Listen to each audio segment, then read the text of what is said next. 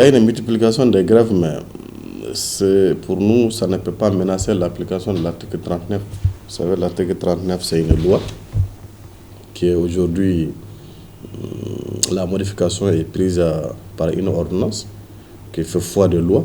Donc les autres grèves, pour nous, ne peuvent pas menacer l'article 39. Maintenant, notre avis personnel, c'est que une organisation syndicale ne peut pas, ou ne doit pas s'opposer à l'application d'une loi.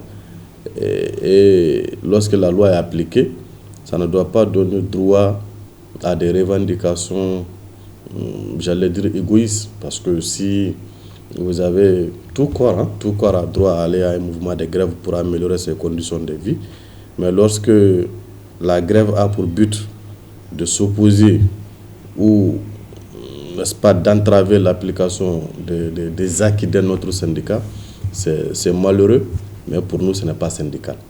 Donc, sincèrement, pour nous, tout ce qui se passe aujourd'hui en termes de mouvement de grève, ça ne nous dit pas, en tant que syndicat de l'éducation signataire, ça ne nous dit absolument rien, parce que nous savons que ça ne peut pas entraver ni menacer la mise en œuvre du procès verbal que nous avons signé avec le gouvernement depuis le 17 juin. Il ne faut pas que les gens l'oublient. Avec les militaires, on n'a pas signé un procès verbal de conciliation.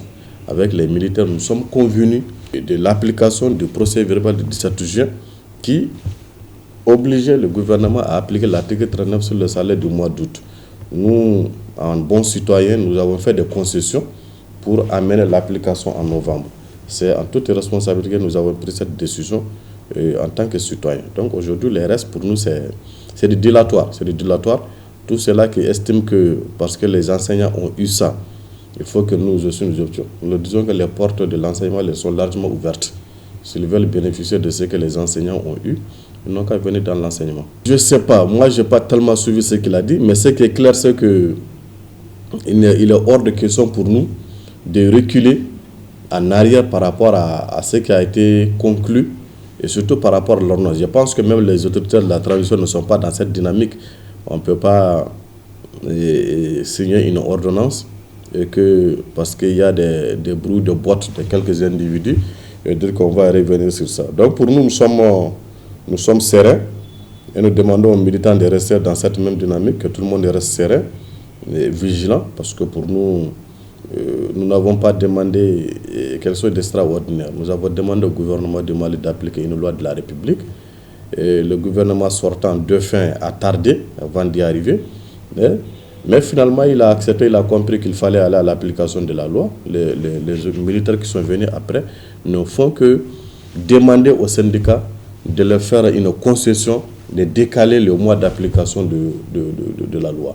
Vraiment, c'est ça. Donc, le reste, la mise en garde, mise en pause, c'est vraiment de les rappeler de ne pas céder, et de ne pas céder à la tentation, de ne pas céder à la pression inutile. Et dire à l'ensemble des travailleurs du Mali qu'il y a à tout moment, les syndicats peuvent faire des revendications. Et on comprend aussi que les syndicats, c'est une question de rapport de force. Mais lorsque la situation du pays, l'existence même du pays, dans ce temps-ci, dans cette période précise et compromise, il est important d'agir en responsable. Je pense aujourd'hui, la multitude des grèves qui se suivent n'ont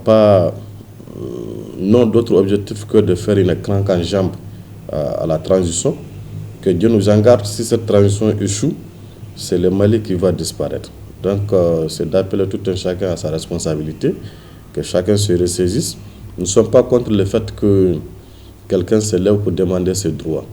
Mais le moment est extrêmement important dans le choix de la lutte pour ne pas... Parce que si le Mali disparaît, que Dieu nous en préserve, personne ne parlera de revendications. Nous allons chercher à nous sauver. Et ça, personne ne souhaite ça pour son pays.